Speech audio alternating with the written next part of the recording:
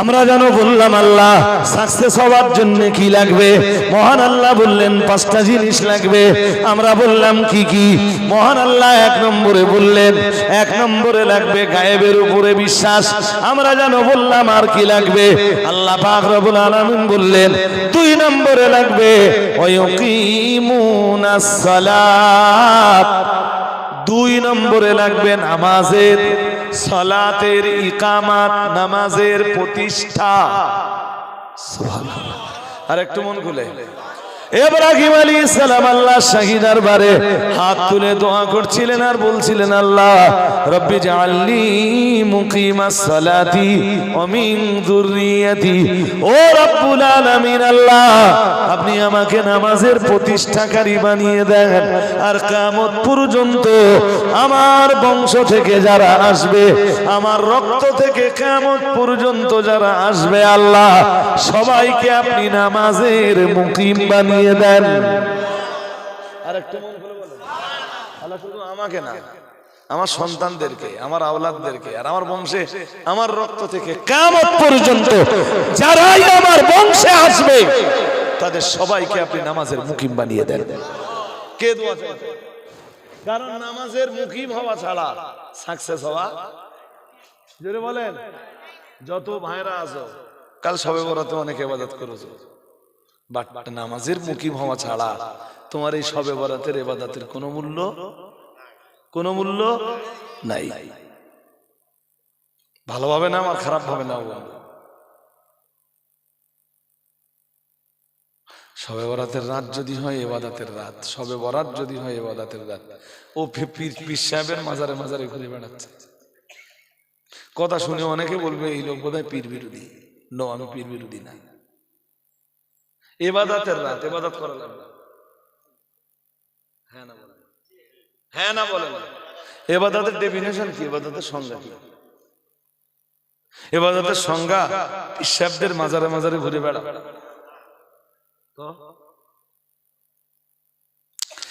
ইয়া আইয়ুহাল্লাযীনা আমানু রকাউ, ইয়া আইয়ুহাল্লাযীনা আমানু রকাউ ওয়াসজুদু ওয়াবুদু রাব্বাকুম ওয়াফআলুল খায়র লাআল্লাকুম তুফলিহুন।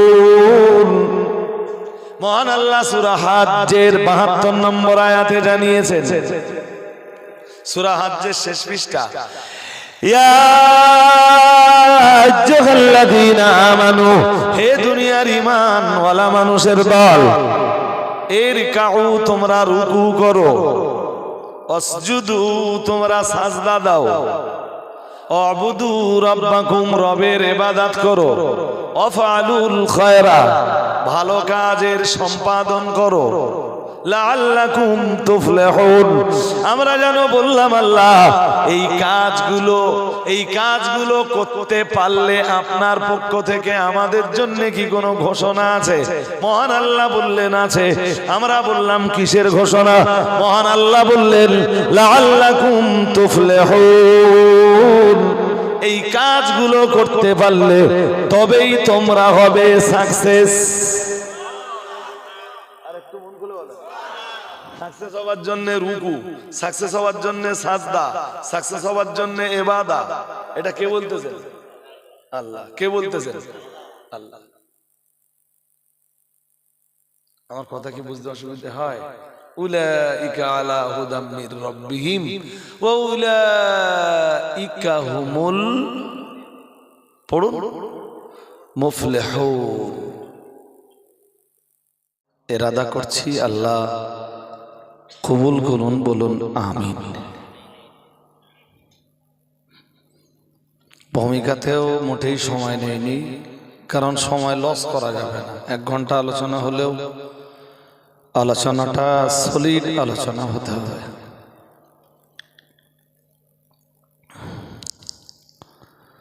কোরআন শরীফের প্রথম সূরা সূরা ফাতিহা,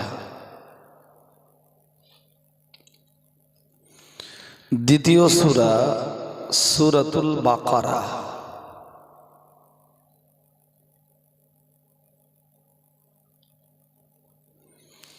সূরা বাকারার 5 নম্বর আয়াতটা পড়েছি। চলুন 5 নম্বর আয়াতটা একটু বুঝে নেন। উলাইকা আলা হুদাম মির রাব্বিহিম,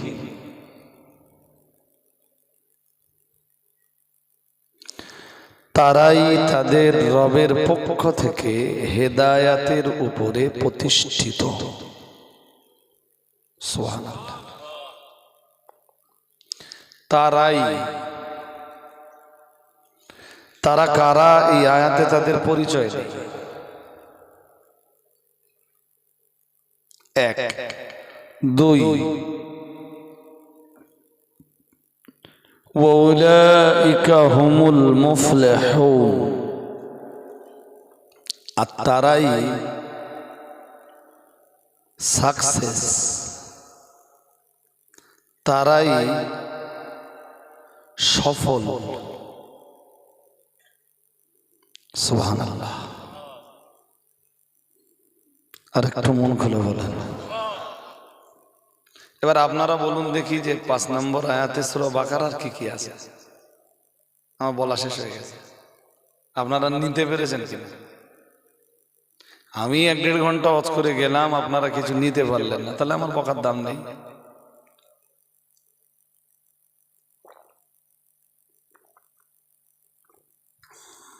আমি বাংলাটা আর একবার বলি। উলাইকা আলা হুদাম মির রাব্বিহিম, তারাই তাদের রবের পক্ষ থেকে হেদায়াতের উপরে আছে বা হেদায়াতের উপরে প্রতিষ্ঠিত।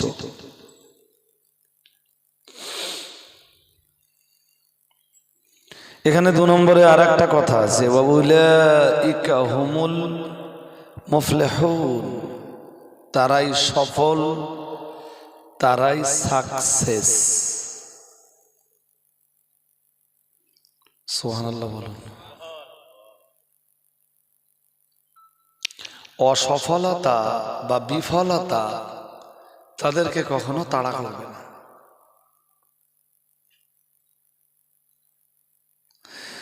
কারাই হেদায়াতের উপরে আর কারাই সফল। আপনি নিজে নিজে যদি নিজেকে সফল বলেন, আপনি সফল না। কোরআনের ফয়সালা যদি আপনাকে সফল বলে,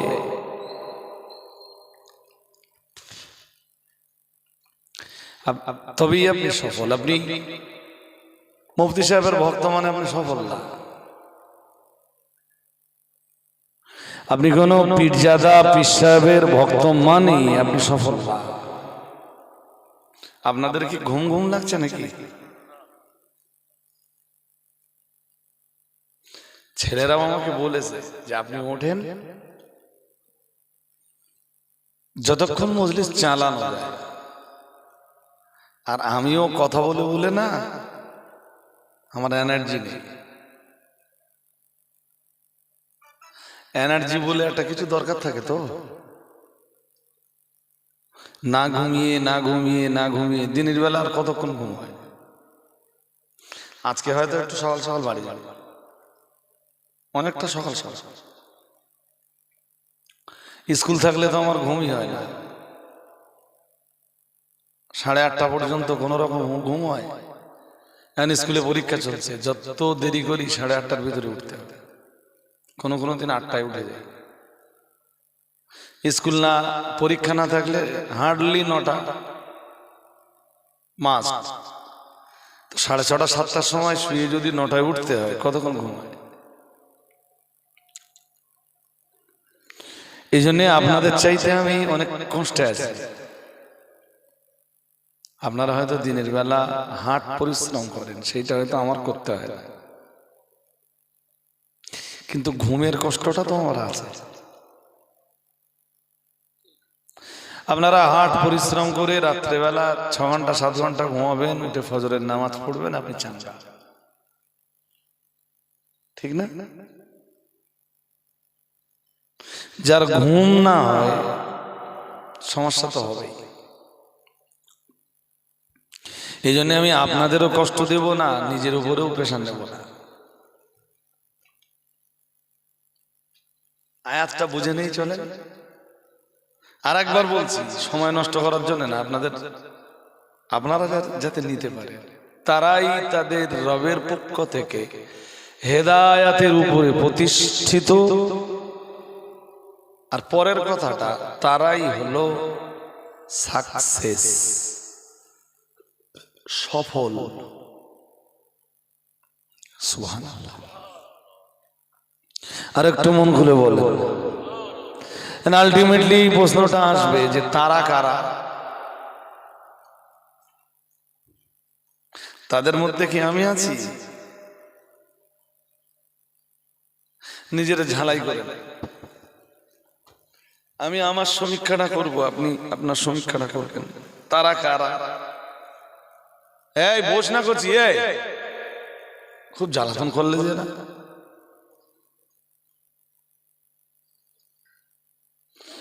প্রশ্ন একটা আসবে, তারা কারা? চলুন তারা কারা একটু দেখে নিই, আমরা কোরআন থেকে দেখে নিই। জবাব দিচ্ছি বলে সূরা বাকারা একদম সূচনাটা হুরুফুল মুকাত্তাআত দিয়ে, যেটাকে আরবিতে বলা হয় আল হুরুফুল মুকাত্তাআত, বাংলায় বলা হয় বিচ্ছিন্ন বর্ণরাজি।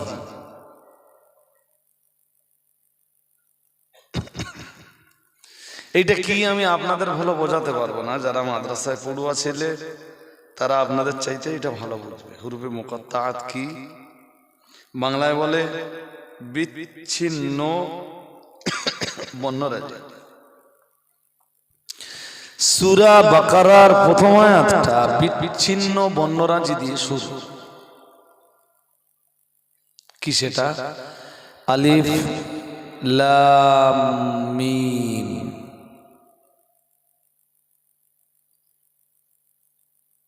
শুনছেন সবাই না ঘুম পাচ্ছে? বন্ধু তুমি মাথা নিচু করছো কেন? এই যে ঘুম পেয়েছে বাড়িতে না, একটু ঘুম গিয়েছো। আলিফ লাম মিম, চার আলিফ করে টান হবে। এর তাফসীর কি জানেন? আল্লাহু আ'লামু বিমুরাদিহি বিযালিক, यानी इसका मुराद अल्लाह ही बेहतर जानता। এর অর্থটা যে কি সেটা আল্লাহ ভালো জানেন। রাসূল আকরাম সাল্লাল্লাহু আলাইহি ওয়াসাল্লাম জানলেও উম্মতের কাছে তা ব্যক্ত করেননি, কারণ এটা জানবার দরকার উম্মতের নেই। এজন্য হয়তো তিনিও বলেন। রসুলের উপরে কোরআন নাজিল হচ্ছে আর রাসূলুল্লাহ কোরআনের কোনো অংশ বুঝবেন না, এটা তো হতে পারে না। তাই আমাদের ধারণা কি, রাসূলুল্লাহ জানতেন, জানলেও উম্মতকে বলুন না দরকার নেই। গাছে পাখি ডাকে, পাখির ভাষা আমরা বুঝিনি। কেন বুঝিনি? আমাদের বুঝবার দরকার নেই। তাই গোয়াল ঘরে গরু ডাকে, গরুর ডাক কেন বুঝি না? বলুন বলুন বলুন না দরকার নেই। কোনো দরকার আছে? বুঝবার দরকার আছে কি? আর যদি বলেন না আছে, তাহলে একটা সমস্যায় তো পড়তেই হবে। সমস্যাটা কি? মুসা আলাইহিস সালামের জমানায় একটা লোক এই কাজ করেছিল। আমি খুব সংক্ষিপ্ত ভাবে বলছি, অনেকদিন পর কথাটা মনে পড়েছে, অনেকদিন বলাও হয় না, এখন বলতেছে। মুসা আলাইহিস সালামের জমানায় একটা লোক এরকম কাজ করেছিল। বলে, মুসা আমি এই জন্তু জানোয়ার পশু পক্ষী এদের ভাষা বুঝবো, তোমার আল্লাহকে। তো মুসা আলাইহিস সালাম প্রথম একদিন যে বললেন আল্লাহ একটা লোক না, মন বাইরে দিলে হবে না, এর চেয়ে বেশি শ্রদ্ধা রাখবেন। একটা লোক না, জন্তু জানোয়ার আর পশু পাখি কি বলছে এটা বুঝতে চায়, আল্লাহ এই ক্ষমতাটা তুমি ওরে দাও। তা আল্লাহ মুসা আলাইহিস সালামকে বললেন, মুসা তুমি একটা কাজ করো, তোমার এই উম্মতকে বলে বোঝাও এই পশু পাখির ভাষা এটা বোঝানোর জন্য ঠিক হবে না, বুঝলে সমস্যা হবে। শুনছেন নাকি? বুঝলে কি হবে? ও বিপদে পড়ে। তা মুসা আলাইহিস সালাম তুর পর্বত থেকে ফিরে এসে বললেন তুমি না এটা বুঝবার চেষ্টা করো না, এটা বুঝবার চেষ্টা করলে তোমার ক্ষতি হবে। তো কানে নেয়, বলে মুসা আমার ক্ষতি হয় না লাভ হয় সেটা তোমারও দেখবার দরকার নেই, আর তোমার আল্লাহরও দেখবার দরকার নেই। নাউজুবিল্লাহ বলে। আর একটু জোর করে বলেন, তোমার যা বলতেছ তুমি সেইটা করে দিও। আমি যে কথাগুলো কিসে পড়েছিলাম, কোন বইতে পড়ো, অনেকদিন আগে পড়া। এই বাচ্চাগুলো একবার ওঠে আর একবার বসে, অস্থির, সুস্থির না, অস্থির একদম। আরো যদি মাদ্রাসার বাচ্চা হয়, তাই তো মাথা পাগল। আমি কোনো মজলিসে যে যদি দেখি সামনে সব মাদ্রাসার বাচ্চা বসে আছে, আমার মনে হয় না যে আমি আজকে আরজ করতে পারি। তো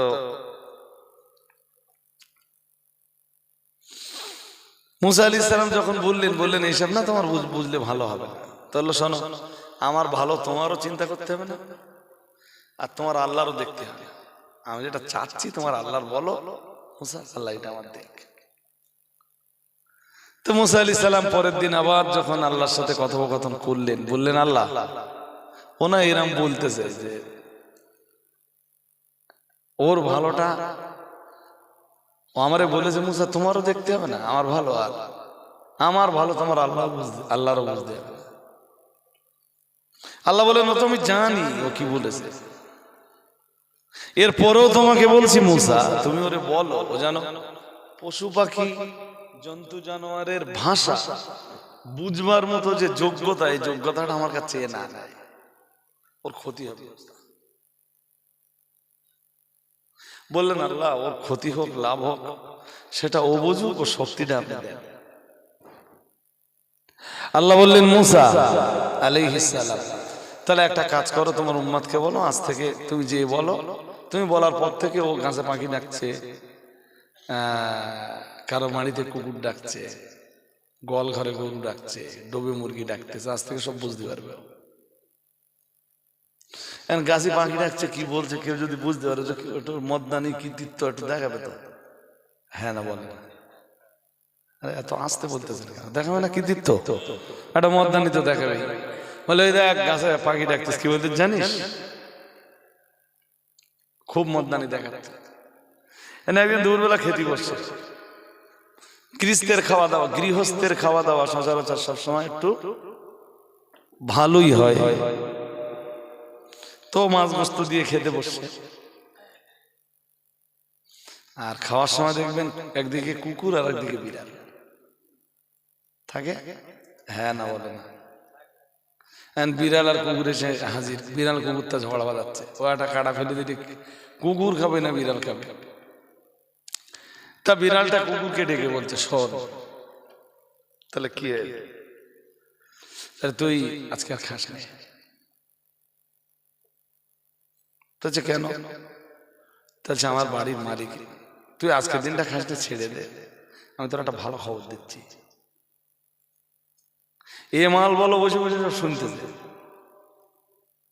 এরা তো আল্লাহ জন্তু জানোয়ারের ভাষা বুঝবার ক্ষমতা দিয়েছে, এসব শুনতেছে।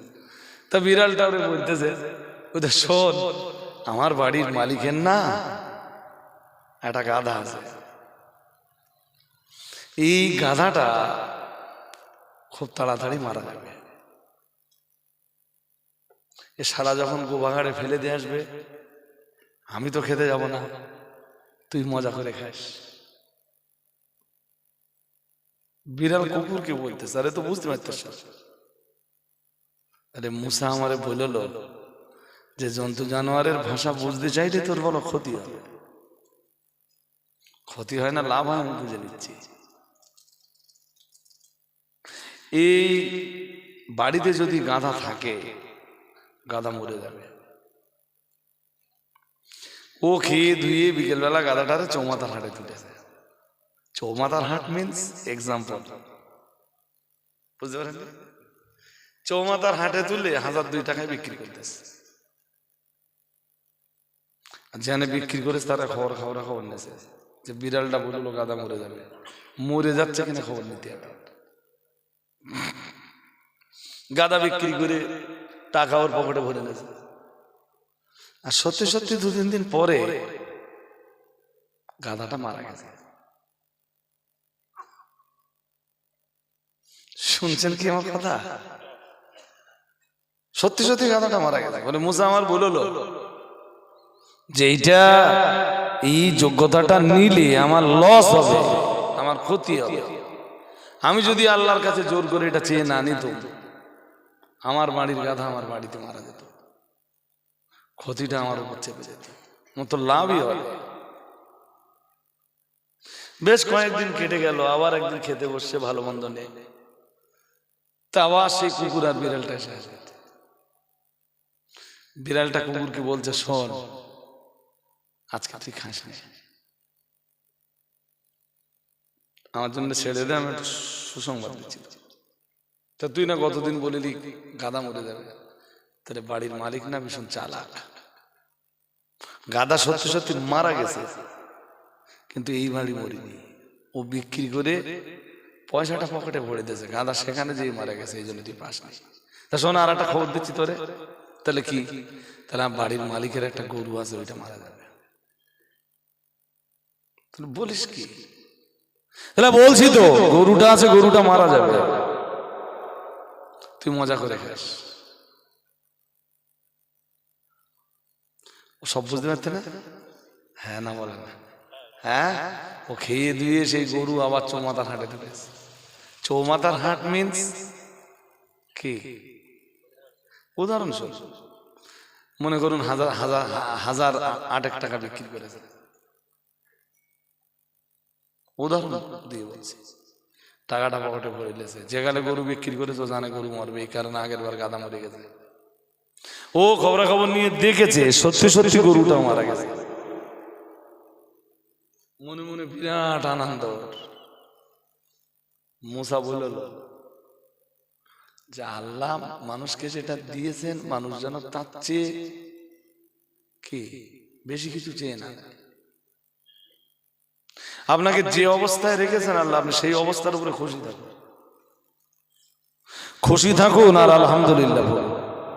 বলুন আলহামদুলিল্লাহ, বলেন না? আপনার মনে হয় না যে আপনি গরিব কেন? হ্যাঁ না বলেন? আপনার মনে হয় না যে আপনি গরিব কেন? এটা হতে পারে আপনি ধনী হলে হয়তো বিগড়ে যেতেন। আমার কথা কি বুঝতেছেন? হ্যাঁ, আপনি ধনী হলে হয়তো আপনার এই ধন সম্পদ আপনাকে টেনে জাহান্নামে নিয়ে যেত।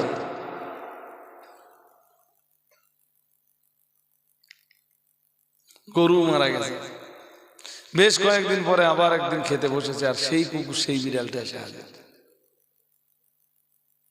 বিড়ালটা কুকুরকে বলছে, শোন তাহলে কি হয়েছে, তাহলে তুই খাস না, তাহলে কেন?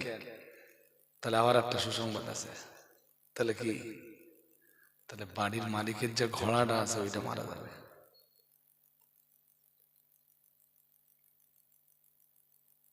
বলিস কি? বলিস কি? তাহলে বলছি তো। ও বিকেলবেলা ঘোড়া আবার হাটে তুলেছে, তুলে আবার বিক্রি করতেছে, ধরুন 1010 টাকা, 20,000 পকেটে ঝোল পকেটে ভরে ফেলেছে। এই জন্তু জানোয়ারের ভাষা বুঝবার ক্ষমতা যদিও চেয়ে না নিত, সবগুলো তোর বাড়ি মারা যেত। হ্যাঁ না কিছু বলে না? ও মনে মনে বিরাট আনন্দিত, বলে মুসা আমার বললো জন্তু জানোয়ারের ভাষা বুঝবার যোগ্যতা তুমি আল্লাহর কাছে চেয়ে নিও না, ক্ষতি হবে তোমার। ক্ষতি আমার তো লাভ হচ্ছে। চতুর্থ দিনে ও আবার একদিন বসেছে, সেই বিড়াল আর সেই কুকুরটা সাহায্য। কুকুরটা বলছে, বিড়ালটা বলছে শোন, বাড়ির মালিক খুব চালাক, তো যে কটা সুসংবাদ দিছি সবগুলো ঘটেছে, কিন্তু ভীষণ চালাকি করে হাটে তুলে মালগুলো সব বিক্রি করতেছে। আজকে আমি এমন একটা সংবাদ দেব, এই মাল আর হাটে তুলে বিক্রি করতে পারবে না। আমার কথা বলতে পারেন, পেরেছেন কি? বলে এ পর্যন্ত যা যা মরবার সুসংবাদ দিয়েছিলাম সবগুলো হাটে তুলে বিক্রি করেছে। আজকে এমন একটা সংবাদ দিচ্ছি, যে সংবাদটা শুনবার পরে এ মাল আর হাটে তুলে, তাহলে কেন কি কি কি সংবাদ? তা বিড়ালটা কুকুরকে বলছে শোন, আমার বাড়ির মালিক মারা যাবে।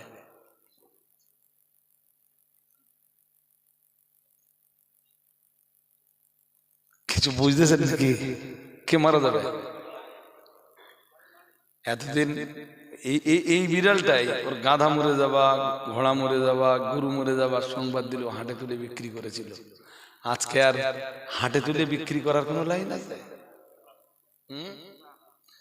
আগের গুলো সব হাটে তুলে বিক্রি করে দে, মৃত্যুর যে দায়, এইগুলো মরে যাবার যে ক্ষতি ও লোকের ঘাড়ে চেপে দিয়েছে।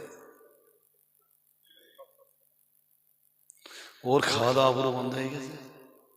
এই তো সেই বিড়ালটা, যেই বিড়ালটা বললো আমার গাধা মরে যাবে, সত্যি সত্যি মরে গেছে। গরু মরে যাবে, মরে গেছে।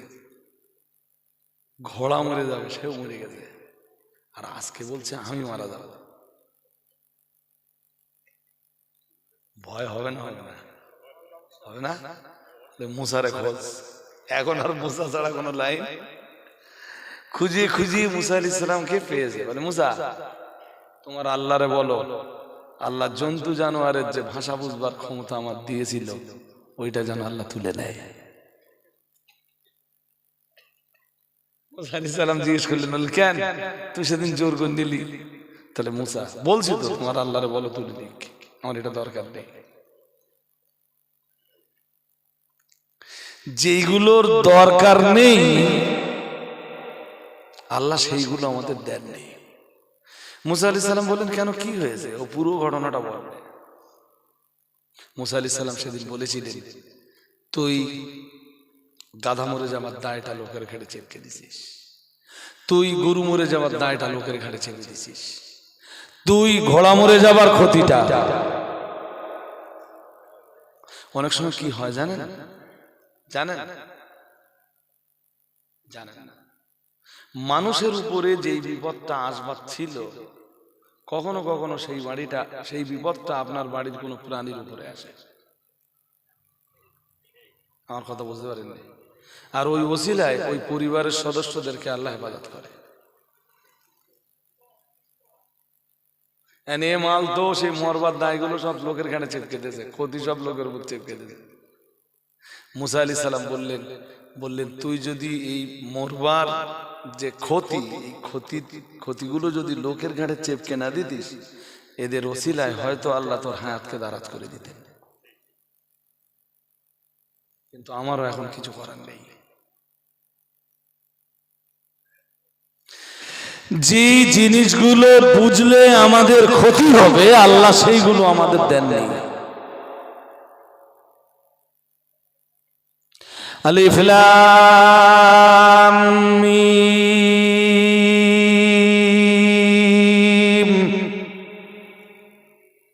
আল্লাহু আ'লামু বিমুরাদিহি বিযালিক, यानी इसका मुराद अल्लाह ही बेहतर जानता। सुबहानाल्लाह। এর অর্থ কি কে ভালো জানেন? জোরে বলে না, আল্লাহ ভালো জানেন। আমাদের জানবার দরকার, বলেন বলেন। আমিও কোনোদিন জানবার জন্য আমি এইগুলো নিয়ে তাফসীর ঘাঁটি না, আমি জানি তাফসীর কারকরা যত তাফসীর আছে শুরুতেই বলবেন আল্লাহু আ'লামু বিমুরাদিহি বিযালিক। ছেলেদেরকে শুনে দেখবেন যারা মাদ্রাসায় পড়ে, জালালাইন পড়ে বা অন্যান্য তাফসীর পড়ে, তাফসীরে কুরতুবী পড়ে, তাফসীরে কাবির পড়ে, তাফসীরে ইবনে কাসির পড়ে, তাফসীরে তাবারি পড়ে, এরপরে তাফসীরে রুহুল বায়ান পড়ে, তাফসীরে রুহুল মানি পড়ে। যত তাফসীরের কিতাব আছে সব তাফসীরে এইগুলোর অর্থে একই কথা বলা আছে, আল্লাহু আ'লাম বিমুরাদিহি বিযালিক। এরপরেই আল্লাহ বলতেছেন যালিকাল কিতাবু লা রাইবা ফি, এই কিতাবটির ভিতরে কোনো সন্দেহ নাই। আর একটু মন খুলে বলেন কোন কিতাব, কোন কিতাব জোরে বলেন। আমি 2 ঘন্টা কোরআন দিয়ে আলোচনা করব, কোরআনে যদি আপনার সন্দেহ থাকে আমার আলোচনার কি দাম আছে? একটা লোক কোরআন পড়বে কিন্তু কোরআনে যদি তার সন্দেহ থাকে তাহলে পড়বার কি দাম আছে? এই জন্য আল্লাহ সন্দেহটা আগে কাটিয়ে নিচ্ছেন। আল্লাহ বলতেছেন শোনো, যালিকাল কিতাব লা রাইবা ফি, ये ऐसा एक किताब जिसमें कई शक शुबा नहीं। सुभान अल्लाह। আর একটু মন খুলে বলেন, পৃথিবীতে যত কিতাব আছে সব বইতে সন্দেহ থাকতে পারে, থাকতে জোরে বলে না, থাকতে পারে না, পারে, কিন্তু কোরআনে কোনো, সবাই একটু বলুন, আরে এতে আপনার ঈমান মজবুত হবে তো, এটা তো আপনার ঈমান। 6 জিনিসের নাম ঈমান। কয় জিনিস? আনতুমিনা বিল্লাহি ওয়া মালাইকাতিহি ওয়া কুতুবিহি ওয়া রুসুলিহি ওয়াল ইয়াউমিল আখিরি ওয়া তুমিনা বিল কদরি খাইরিহি ওয়া শাররিহি মিনাল্লাহি তাআলা আও কামা ক্বালা আলাইহিস সালাম। সুবহানাল্লাহ। কয় জিনিসের নাম ঈমান? 6 জিনিসের ভিতরে 3 নম্বরে হলো কিতাব বিশ্বাস। কোন কিতাব? কেমনে বিশ্বাস করতে হবে? সঠিকভাবে মানে কি? বিশ্বাসের ধরনটা কেমন হবে? সমস্যা তো এই জায়গায় যে আমরা ঈমানটাই এখনো ভালো করে বুঝলাম না। বিশ্বাসের ধরনটা আকায়েদের কিতাবে লেখা। তোমরা আকায়েত পড়েছো তো? আকায়েদে তাহাবি পড়ুনি? আকীদাতুত তাহাবি পড়ুনি? তারপরে কি আছে? শারহুল আকায়েদ আন-নাসাফি। এবার পড়বা? এবার বেশ, ওদের পড়ানো হবে। আমি 2-3টে আমাদের ক্লাসিক্যাল 2-3টে আকায়েদের কিতাব আমরা পড়েছিলাম, এখনো ভালো মনে আছে। তো ঈমানের এই যে 6টা ব্যাপার আছে না, কয় ব্যাপার জোরে বলে না, কয় ব্যাপার? আপনাদের তো কোনো ধারণা নেই এসব 6 ব্যাপারে। আর যারা মাদ্রাসায় পড়ুয়া ওদের এই 6টা ব্যাপারে আবার ডিটেইলস পড়ানো হয়। কোরআনের উপরে কেমনে বিশ্বাস আনা লাগবে। বাট খিদিরপুরের মানুষদের কাছে আমি সেই ওয়াজ করলে মানুষ তো আমার কথা শুনবে না। খিদিরপুর বলেন, হিজলা বলেন, এধারে কি গ্রাম আছে, তালবকুর বলেন, কঠুর বলেন, দুর্গাপুর বলেন, ওদিকে দেবভোগ বলেন, এদিকে জান মোহাম্মদপুর বলেন, এদিকে ফজরাটি বলেন, সুবিদপুর বলেন, আমার কথা তো শুনবে না মানুষ। মানুষ চায় কি? শুধু সুর করে কাহিনী বলবে, জোরে জোরে আমরা নারায়ণ তাকবীর দেবো, ব্যাস জান্নাতে চলে যাবো। জান্নাত তোমার মামুর বাড়িতে। যখন মন চায় জান্নাতে ঢুকবা, আর যখন মন চায় জান্নাত থেকে বেরিয়ে আসবা। মামুর বাড়ি। সত্যি বলছি, আমি মনের কথাটাই বলছি। এই এলাকার মানুষ কেন, আমি বাংলার যে প্রান্তে যে মানুষকে ঈমানের বিষয়গুলো বোঝাতে যাব, মানুষ আমার কথা ভালোভাবে নেবে না। হলো রাজাউল সাহেবের রাজ ভালো হয়নি। তো ঈমানের বিষয়গুলো যদি তুমি না জানবে তাহলে তোমার ভিতরে ঈমান জায়গা পাবে কেন? শুনতে হবে না তোমাদের, শুনতে হবে না আপনাদের। তাতে কি আমার কোনো ক্ষতি হবে? হ্যাঁ, আমি বলে যাচ্ছি আপনাদের ঈমানের 6টা বিষয়ের উপরে 6 দিন আলাদা আলাদা ভাবে আলোচনা হবে। আমি 3 নম্বর বিষয়টা শুধু একটুখানি টাচ দিচ্ছি, কিতাবের উপরে বিশ্বাস। আনতুমিনা বিল্লাহ ওয়া মালাইকাতিহি ওয়া কুতুবিহি, কিতাবের উপরে বিশ্বাস। আমাদের নবীর উপরে আল্লাহ আমাদের জন্য যে কিতাবটা নাযিল করেছেন তার নাম কোরআনুল কারীম। এটা কে নাযিল করেছেন? জোরে বলে না। তাহলে আপনাকে বিশ্বাস করতে হবে যে এটা আল্লাহ নাযিল করেছেন। কার উপরে নাযিল করেছেন? মুহাম্মদ সাল্লাল্লাহু, সবাই বলেন সাল্লাল্লাহু আলাইহি ওয়াসাল্লামের উপরে। এটা কে বহন করে এনেছেন? নাযালা বিহি রূহুল আমিন, এটা বহন করে এনেছেন আল্লাহর ফেরেশতা জিবরিল আমিন আলাইহিস সালাম। সুবহানাল্লাহ বলুন। জিবরাইল সব নবীদের কাছে যাতায়াত করেছে, আর আমাদের নবী মুহাম্মদ সাল্লাল্লাহু আলাইহি ওয়াসাল্লামের কাছে যখন এসেছেন তখন আল্লাহ জিবরাইলকে একটা লকব দিয়েছেন। কি লকব জানেন? ইন্নাহু লাকাউলু রাসূলিন কারীম যী কুওয়াতিন ইনদা যিল আরশি মাকিন। মহান আল্লাহ জানিয়েছেন ইন্নাহু লাকাউলু রাসূলিন কারীম, নিশ্চয়ই এটা একজন সম্মানিত দূতের কথা। আমাদের নবীর পিরিয়ডে এসে জিবরাইল যে লকবটা পেয়েছেন সেই লকবটার নাম হলো রাসূলুন কারীম, সম্মানিত মেসেঞ্জার, সম্মানিত দূত। সুবহানাল্লাহ। আরেকটু মন খুলে বলেন, জিবরাইল আল্লাহর কাছ থেকে বহন করে এনেছেন এই আল্লাহর এই কালাম, কোরআনের এই আয়াতগুলো। বাট জিবরাইল কোন ঘাটা বাড়া বুঝতে পারেনি। ঘাটা মানে বাড়া মানে বোঝেন না, ঘাটা বাড়া হলো কম বেশ, হেরাস বৃদ্ধি। জিবরাইল কিছু যেভাবে দিয়েছেন জিবরাইল এসে রাসূলের কাছে সেইভাবে শুনিয়েছেন। সুবহানাল্লাহ হয় না? আরেকটু, তাহলে কোরআনের ব্যাপারে কি বিশ্বাস করতে হবে? এটা আল্লাহ নাযিল করেছেন, এটা না মানুষ তৈরি করেছে? জোরে বলতে হবে। কোরআন মানুষের কথা না আল্লাহর কালাম? তোমরা আকায়েদে নাসাবিতে এটা পড়বা। কোনটা কোনটা? কোরআন কি মাখলুক না গায়রে মাখলুক? এটা আকায়েদে নাসাবিতে ডিটেইলস পড়বা। এবং শেষে মুসান্নিফ বলে দেবেন যেটা আল্লাহর কালাম।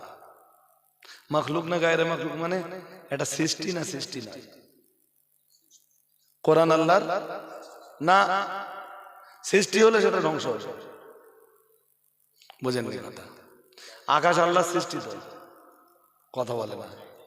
আকাশ কি? এই জন্য কোরআনের উপরে আমাদের কতটা জ্ঞান রাখা দরকার দেখেছেন? বিশ্বাসের ব্যাপারে, শুধু আকীদার ব্যাপারে। আকাশের ধ্বংস আছে না নেই? জোরে বলেন। আছে আছে। জমিন আল্লাহ সৃষ্টি তো, হ্যাঁ না বলে না? জমিনের ধ্বংস আছে না নেই? গাছগাছালি কাজ সৃষ্টি, পাহাড় পর্বত কাজ সৃষ্টি, ধ্বংস আছে না নেই? কোরআনকে যদি বলেন সৃষ্টি, তাহলে কোরআনেরও। এই জন্য মুসান্নিফ পরিষ্কার বলবেন যে কোরআনুল কারীম গায়রে মাখলুক। কোরআন কি? একদম পরিষ্কার বলবেন যে এটা আল্লাহ সৃষ্টি না। তাহলে এটা কি? কালামুল্লাহ। এটা আল্লাহর বাণী, এটা আল্লাহর বাণী, এটা আল্লাহর কথা। আর আল্লাহর কথা ধ্বংসশীল না, আল্লাহর কথা না। তাহলে এটা মানুষ রচনা করিনি। যেমন ওই হরিণঘাটার এক বিধায়ক মাঝখানে পড়ে বললে না যে কোরআন 27 জনে মিলে লিখেছে। হ্যাঁ না কিছু বলেন না কেন? এটা কি সত্যি নাকি? জোরে বলেন। তাহলে কোরআন কে নাযিল করেছেন? এটা কার কালাম? এইটাই আপনার ঈমান। এই জায়গা থেকে ন্যূনতম যদি সরে যান আপনার ঈমান চলে যাবে। قل لئن اجتمعت الإنس والجن على أن يأتوا بمثل هذا القرآن لا يأتون بمثله ولو كان بعضهم لبعض ظهيرا। মহান আল্লাহ জানিয়েছেন, আল্লাহ পাক রব্বুল আলামিন জানিয়েছেন, কুল লাইন ইজতামাতিল ইনসু ওয়াল জিন্নু আলা ইয়াতু বিমিথলি হাযাল কুরআন। আল্লাহ পাক রব্বুল আলামিন জানিয়েছেন, तमाम দুনিয়ার মানব মণ্ডলী সবাই যদি একত্রিত হয়ে যায় কোরআনের মতো আর একটা কিতাব রচনা করার জন্য, तमाम দুনিয়া দুনিয়ার মানুষ যদি একত্রিত হয়ে যায়, ঐক্যবদ্ধ হয়ে যায়, কোরআনুল কারীমের মতো আর একটা কিতাব রচনা করতে, আল্লাহ পাক রব্বুল আলামিন জানিয়েছেন লা ইয়াতুনা বিমিথলিহি, तमाम দুনিয়ার মানুষ একত্রিত হয়ে গেল, না না না না না, আমার কোরআনের মতো কোন কিতাব দুনিয়ার মানুষেরা রচনা করতে পারবে না। আর একটু মন খুলে বলেন, সূরা বানী ইসরাঈলের 88 নম্বর আয়াত।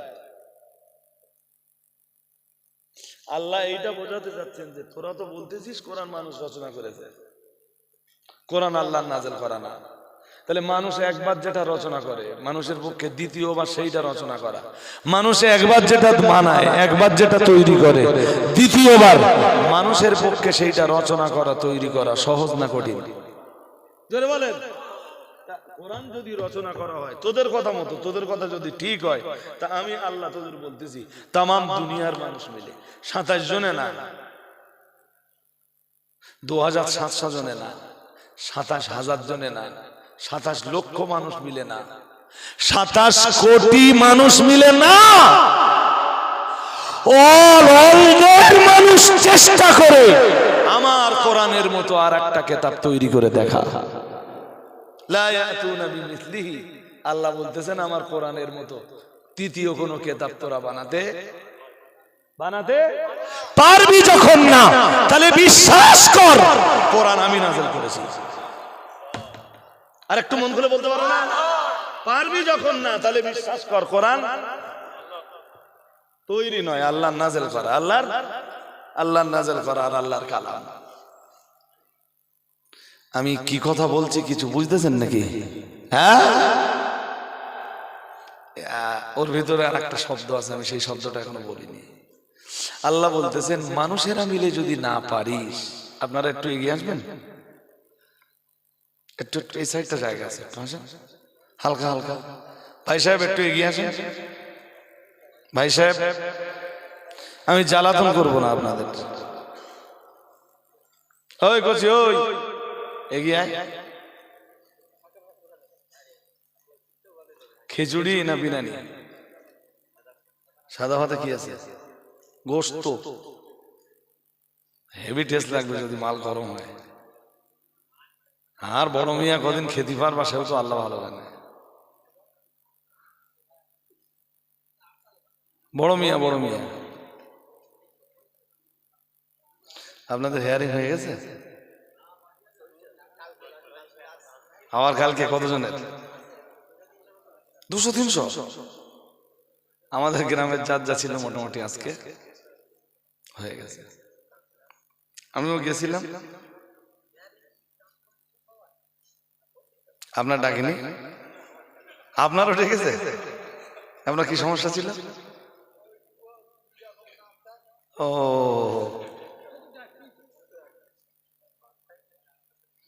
আমার ডাকিনি।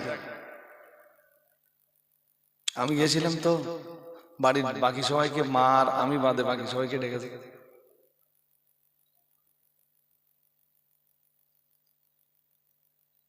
বোঝেননি? বাকি মা, আমার বাড়ির আমি আর আমার মা ব্যতীত বাকি সবাইকে ডেকেছি। তো ওদের জন্য একটু গেছিলাম, খুব বেশি করে সময় লাগেনি না।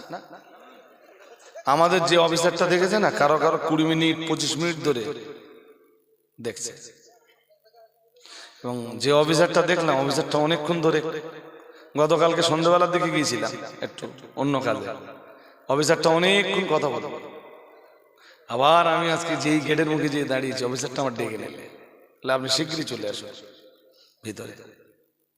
আমার সাথে অনেকক্ষণ কথা বললে, আমার ওয়াইফের পেপারস পত্র সব দেখলো, দেখে বললো কোনো অসুবিধা নেই, যান আপনি চলে যান। তো আমি যেটা বলছিলাম, এসআইআর কে কেন্দ্র করে একটা হুলস্থুলুস পড়বে 14 তারিখের পরে। এখন তো কিছু বোঝা যাচ্ছে না যে কারে নেবে আর কার বাদ দেবে, ঠিক না? 14 তারিখের পরে আপনারা মাথা গরম করে জানো, দুম করে রোড ফোড অবরোধ করে সিদ্ধান্ত যেটা নেবেন, নেওয়ার আগে আলেম ওলামাদের কাছে একটু জিজ্ঞেস করে নেবেন। হুজুর কোনটা করবো, কোনটা করলে ভালো হবে। এলাকায় বুদ্ধিজীবী আছে, শিক্ষিত মানুষ আছে, তাদের একটু পরামর্শ নেবেন। দুমদাম করে আপনারা আইন বিরোধী কিছু কাজ করলেন, ভাঙচুর করলেন, হ্যাঁ রেল অবরোধ করে রেল টেল ভেঙে দিলেন, গুড়িয়ে দিলেন, দেশের সম্পদ ক্ষতি করলেন, আপনার দেশের সম্পদেরই তো ক্ষতি হলো। বুঝলেন? যাই হোক, তো যেটা বলছিলাম, আয়াতে আর একটা বিষয় আছে। আল্লাহ বলেছেন যে মানুষ শুধু না, তাম পৃথিবীর মানুষ মিলে আমার কোরআনের মতো কিতাব যদি তোরা রচনা করতে না পারিস, আল্লাহ পাক রব্বুল আলামিন জানিয়েছেন জিন জাতিকে তোরা সঙ্গে নিয়ে নে।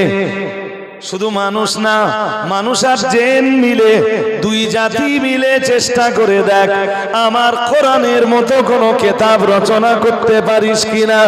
কিন্তু তাম দুনিয়ার মানব জাতি আর জিন জাতি একত্রিত হওয়ার পরেও আমি আল্লাহ পাক রব্বুল আলামিন বলছি, তোরা সর্বোচ্চ পর্যায়ের চেষ্টা করার পরেও আমার কোরআনের মতো কোনো কিতাব তোরা বানাতে পারবি না। আরেকটু মন খুলে বলো, আল্লাহ বলতেছেন এটাই আমার কোরআন, যালিকাল কিতাব, বলুন লা রাইবা ফি, there is no doubt in this book, কোন সন্দেহ। আর যদি সন্দেহ হয় তোরা একটা মানা পারবি না, পারবি যখন না, তাহলে বিশ্বাস কর কোরআন আমি নাযিল করেছি। সুবহানাল্লাহ। আরেকটু মন খুলে বলেন, বুঝতে অসুবিধা হচ্ছে? আলিফ লাম মিম যালিকাল কিতাব লা রাইবা ফি, এরপরে কি বলতেছেন? অনেকে পড়তে পারেন তো, বলেন হুদাল লিল মুত্তাকিন, কোরআন হলো মুত্তাকিদের জন্য হেদায়েত। যারা তাকওয়া অবলম্বন করতে চায় কোরআন তাদেরকে রাস্তা দেখায়। যারা মুত্তাকি হতে চায় আয়াস সাইরিনা ইলা তাকওয়া, জালালাইনে দেখবে এই কথা লেখা আছে, আয়াস সাইরিন ইলা তাকওয়া, দ্যাটস মিন যারা মুত্তাকি হতে চায় কোরআন তাদেরকে রাস্তা দেখায়। আরেকটা, আপনি এখানে বসবেন কোরআনের রস শুনবেন, বাট যদি আমল করার ইচ্ছা না থাকে কোরআন আপনার রাস্তা দেখাবে না, শুধু বাড়ি শুনে বাড়ি চলে যাবেন। কোরআন রাস্তা দেখায় কার? আমল করার ইচ্ছা যার। কোরআন রাস্তা দেখায় কার? জোরে বলে না, আমল করার ইচ্ছা আছে যার, কোরআন তাকে রাস্তা দেখায়। কোন পর্যন্ত রাস্তা দেখায়? ইলাল জান্নাহ। সুবহানাল্লাহ বলুন। হুদাল লিল মুত্তাকিনের ব্যাখ্যা করলে অনেক ব্যাখ্যা হবে, আমি ওর মধ্যে যাব না। ওই যে আয়াত পড়েছিলাম 5 নম্বরে, মনে আছে? উলাইকা আলা হুদাম মির রাব্বিহিম, তারাই রয়েছে হেদায়েতের উপর, উলাইকা হুমুল মুফলিহুন, মহান আল্লাহ জানিয়েছেন তারাই হলেন সাকসেস, তারাই হলেন সফল। কারা সাকসেস, কারা সফল, কারা হেদায়েতের উপরে, এইটাই বিশ্লেষণ করা আমার উদ্দেশ্য। আল্লাহ পাক যেখানে বললেন হুদাল লিল মুত্তাকিন, কোরআন মুত্তাকিদের জন্য হেদায়েত, আমরা যেন বললাম আল্লাহ মুত্তাকি কারা আর কোরআনের হেদায়েত পায় কারা? শুনছেন নাকি? কোরআন আল্লাহ মুত্তাকি কারা আর কোরআনের হেদায়েত পায় বা কারা? আমরা যেন প্রশ্ন করলাম, আল্লাহ জবাব দিলেন কোরআনের হেদায়েত পায় তারা, কোরআনের হেদায়েতের উপরে প্রতিষ্ঠিত থাকতে পারে তারা, আর সাকসেস হয় তারা 5টা গুণের অধিকারী যারা। কয় গুণের অধিকারী? জোরে বলেন। 5 গুণের অধিকারী। কয় গুণের অধিকারী? এই 5 গুণ আল্লাহ পরপর বলবেন। কি? 1 নম্বরে আল্লাহ জানিয়েছেন আল্লাযীনা ইউমিনুনা বিল গায়বি, মহান আল্লাহ জানিয়েছেন যারা গায়েবের উপরে বিশ্বাস রাখে। কিসের উপর বিশ্বাস রাখে? যারা গায়েবের উপর। গায়েব হলো ওই জিনিস যেটা পঞ্চ ইন্দ্রিয় দিয়ে গ্রাহ্য নয়, চক্ষু, কর্ণ, নাসিকা, জিহবা, ত্বক। ইমাম ফখরুদ্দিন রাজি তাফসীর করেছেন চোখ, কান, নাক, জিভ এবং চামড়া, এই 5 জিনিস দিয়ে যেটা গ্রাহ্য নয় সেটা গায়েব। কবরের আযাব চোখে দেখা যায়, কানে শোনা যায়, এখন চামড়ায় বোঝা যায়। ওটা কি?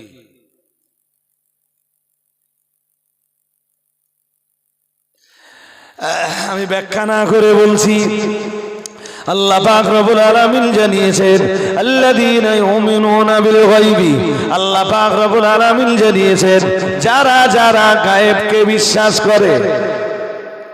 আল্লাহ পাক 2 নম্বরে জানিয়েছেন ওয়া ইউকিমুনাস সালাত, মহান আল্লাহ জানিয়েছেন 2 নম্বরে যারা নামাজ প্রতিষ্ঠা করে, সালাত কায়েম করে।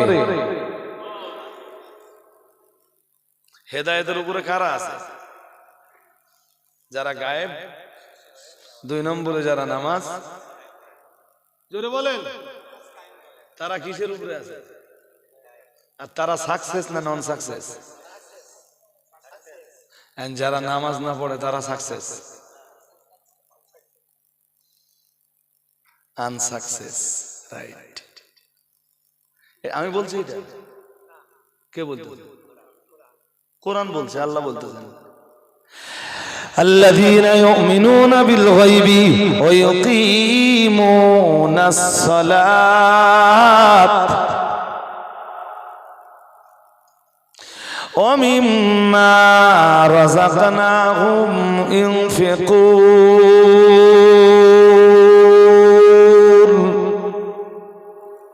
আমি তো পড়লে আর অন্য জায়গাতে পড়তে পারবো। ইব্রাহিম আলাইহিস সালাম দোয়া করতেছেন আল্লাহর কাছে, শুনছেন কি দোয়া করতে জানেন?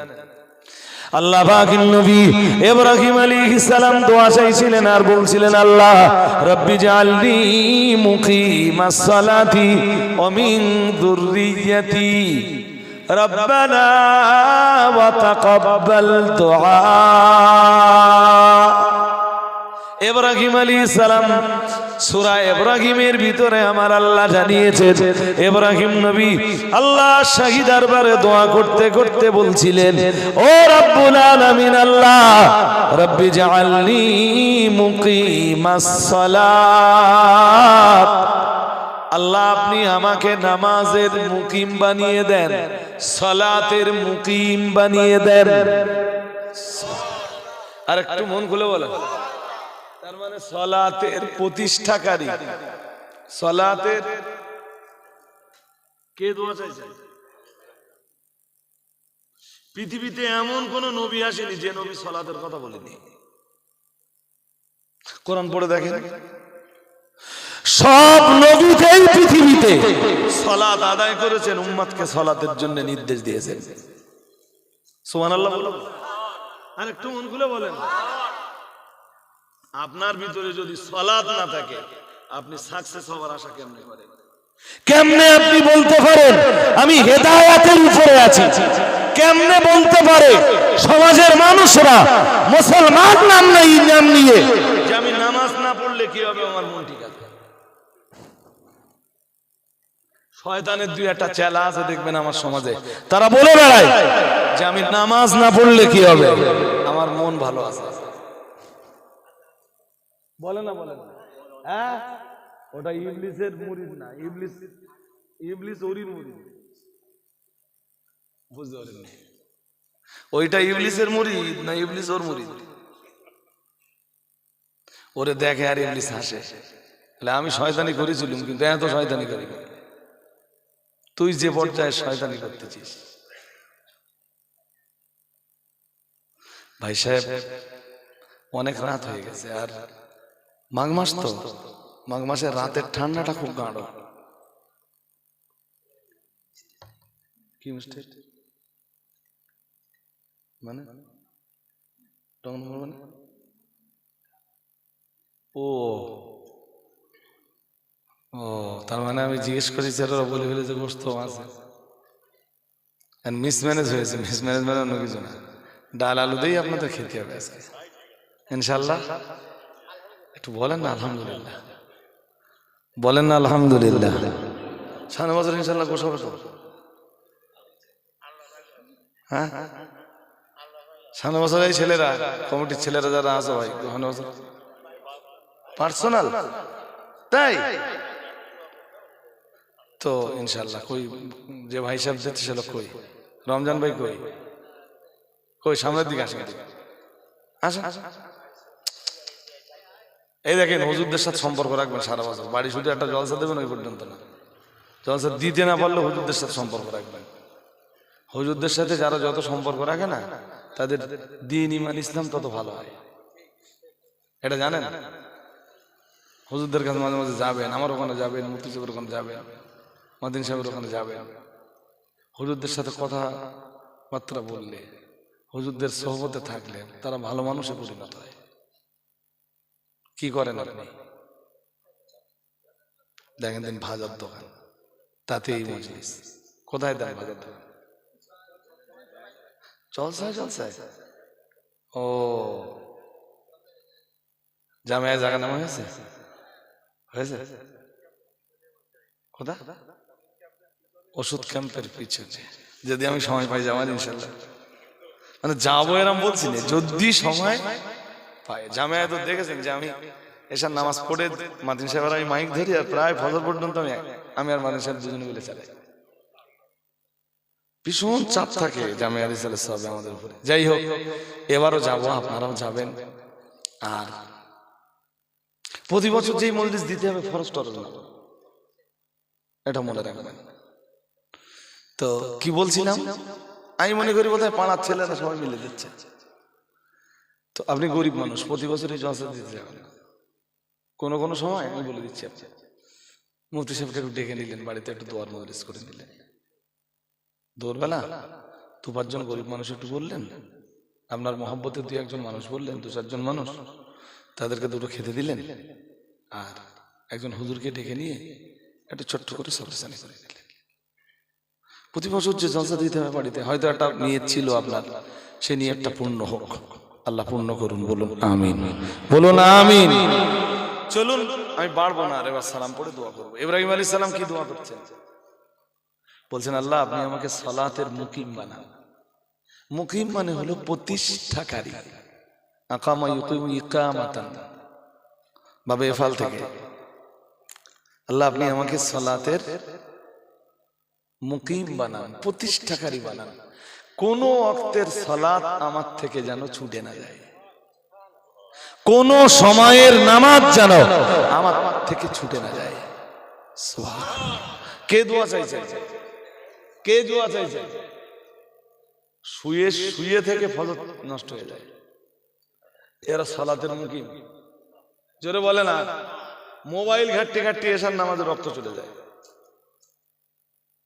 রাত 9টায় শুয়েছে আর ভোর 4টে বাজে তখন মোবাইল ঘাটতে, শালা এসার নামাজ পড়ি না। মোবাইল ঘাটতে ঘাটতে এসার নামাজের সময় শেষ। এরা সালাতের মুকিম, এরা সাকসেস। কথা বলে না, আনসাকসেস বা নন সাকসেস। আমরা যেন বললাম আল্লাহ সাকসেস হওয়ার জন্য কি লাগবে? মহান আল্লাহ বললেন 5টা জিনিস লাগবে। আমরা বললাম কি কি? মহান আল্লাহ 1 নম্বরে বললেন, 1 নম্বরে লাগবে গায়েবের উপরে বিশ্বাস। আমরা যেন বললাম আর কি লাগবে? আল্লাহ পাক রব্বুল আলামিন বললেন 2 নম্বরে লাগবে ওয়ায়ুকিমুনাস সালাত। 2 নম্বরে লাগবে নামাজের, সালাতের ইকামাত, নামাজের প্রতিষ্ঠা। সুবহানাল্লাহ। আর একটু মন খুলে, ইব্রাহিম আলাইহিস সালাম আল্লাহ শাহী দরবারে হাত তুলে দোয়া করছিলেন আর বলছিলেন, আল্লাহ রব্বি জাআলনি মুকিমাস সালাতি ওয়া মিন যুররিয়াতি। ও রব্বুল আলামিন, আল্লাহ আপনি আমাকে নামাজের প্রতিষ্ঠাকারী বানিয়ে দেন, আর কিয়ামত পর্যন্ত আমার বংশ থেকে যারা আসবে, আমার রক্ত থেকে কিয়ামত পর্যন্ত যারা আসবে, আল্লাহ সবাইকে আপনি নামাজের মুকিম বানিয়ে দেন। আর একটু মন খুলে বলেন, আল্লাহ শুধু আমাকে না, আমার সন্তানদেরকে, আমার আওলাদদেরকে, আর আমার বংশে আমার রক্ত থেকে কিয়ামত পর্যন্ত যারাই আমার বংশে আসবে তাদের সবাইকে আপনি নামাজের মুকিম বানিয়ে দেন। কে দোয়া চায়? কারণ নামাজের মুকিম হওয়া ছাড়া সাকসেস হওয়া, জোরে বলেন, যত ভাইরা আছো কাল সবে বরাতে অনেক ইবাদত করেছো, বাট নামাজের মুকিম হওয়া ছাড়া তোমার এই সবে বরাতের ইবাদতের কোনো মূল্য নাই।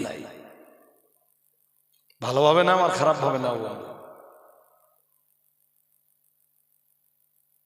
সবে বরাতের রাত যদি হয় ইবাদতের রাত, সবে বরাত যদি হয় ইবাদতের রাত। ও পীর সাহেবের মাজারে মাজারে ঘুরে বেড়াচ্ছে। কথা শুনে অনেকে বলবে এই লোক বোধহয় পীর বিরোধী। নো, আমি পীর বিরোধী না। ইবাদতের রাত, ইবাদত করা লাগবে।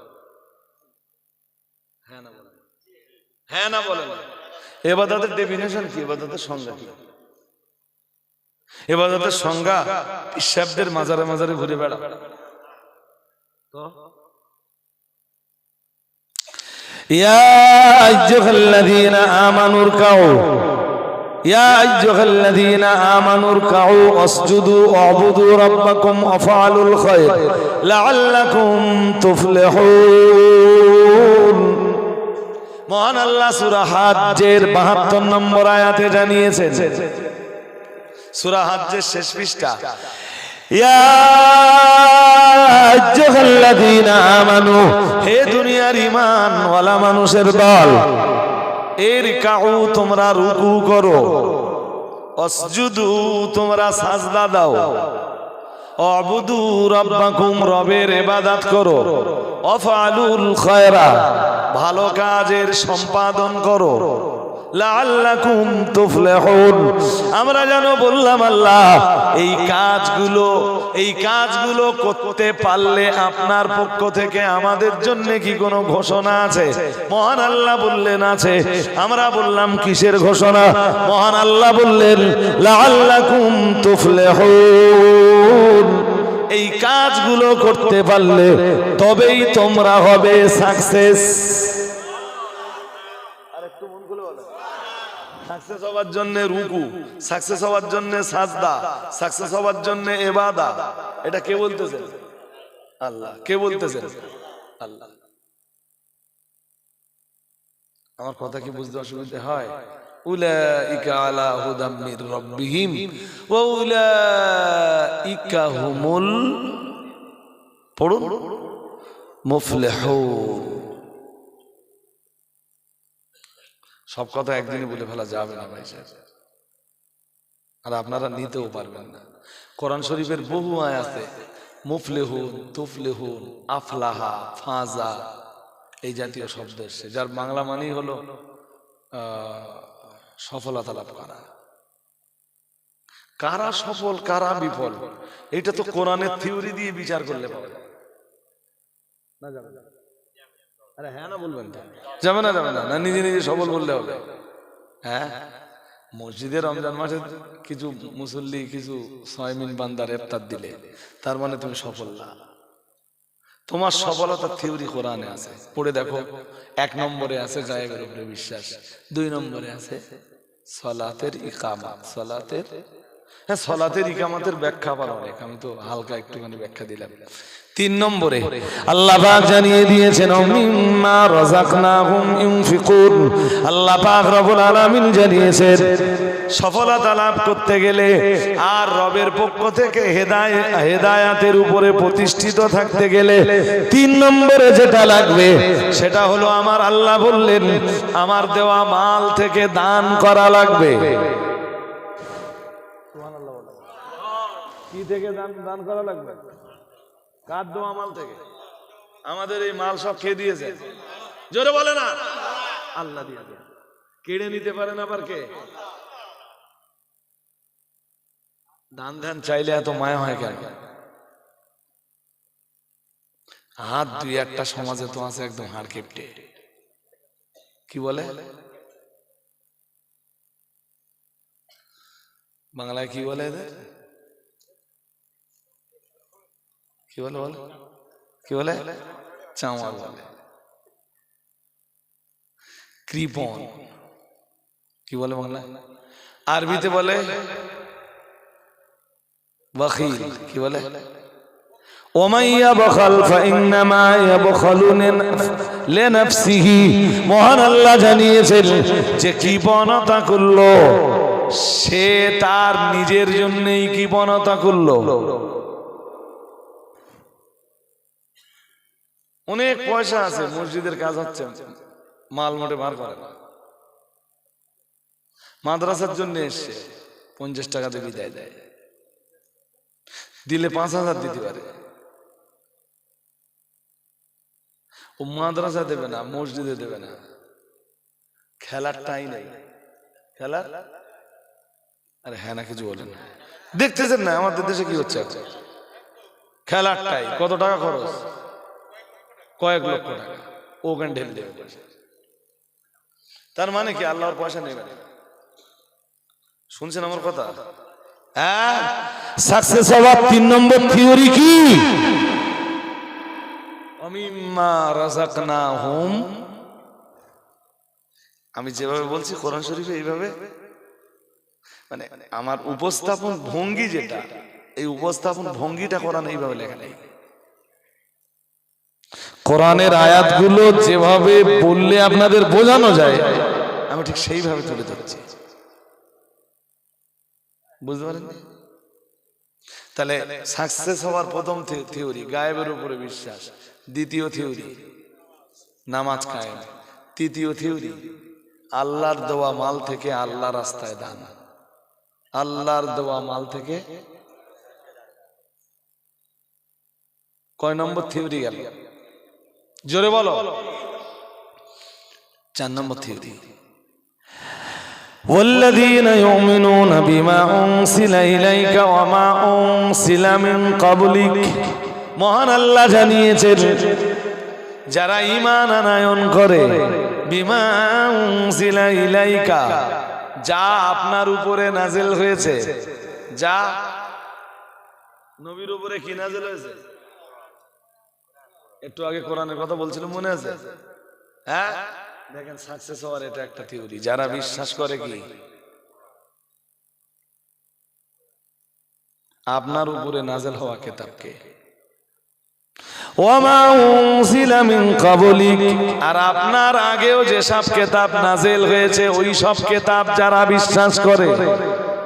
সুবহানাল্লাহ। তো যখন আপনি কোরআনকে বিশ্বাস করে নিলেন, যখন আপনি কোরআনকে বিশ্বাস করে নিলেন, তো জান্নাত বিশ্বাস করা লাগবে, জাহান্নাম জোরে বলে না বিশ্বাস করা লাগবে না? লাগবে না? যখন আপনি কোরআন বিশ্বাস করে নিলেন 5 বারের নামাজ লাগবে না? যখন আপনি কোরআনকে বিশ্বাস করে নিলেন মাহে রমজানের রোজা লাগবে না? যখন আপনি কোরআন বিশ্বাস করে নিলেন যাকাত দেওয়া লাগবে না? যখন আপনি কোরআন বিশ্বাস করে নিলেন মদ খাওয়া ছেড়ে দেওয়া লাগবে না? যখন আপনি কোরআন বিশ্বাস করে নিলেন সুদ বন্ধ করা লাগবে না? এই জন্য সাকসেস হওয়ার চতুর্থ থিওরি ওয়াল্লাযীনা ইউমিনুনা বিমা উনজিলা ইলাইকা ওয়া মা উনজিলা মিন ক্বাবলিক। 5 নম্বর থিওরি আর বানাতে পারছি না।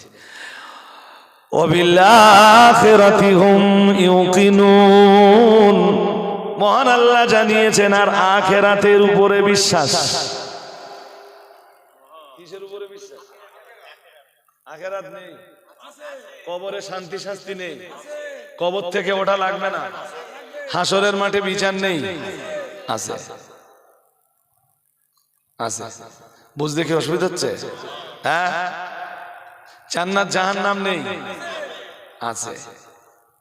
এইগুলো যারা বিশ্বাস করে উলাইকা আলা হুদাম মির রাব্বিহিম, তারাই রয়েছে তাদের রবের পক্ষ থেকে হেদায়াতের উপর।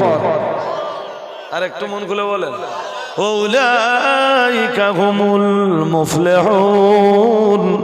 আর তারাই হলো সফল, তারাই হলো সাকসেস, তারাই জান্নাতি মানুষ, তারাই নাজাতের যোগ্য মানুষ, তারাই জান্নাতের হকদার। আর একটু মন খুলে বলেন কয় থিওরি? জোরে বলেন। ব্যাস ব্যাস ব্যাস, এই 5-এর উপরে আপনি আমল করুন, একটু ট্রাই করুন। খুব বেশি ওয়াজ করেছি, খুব বেশি ওয়াজ করা লাগেনি।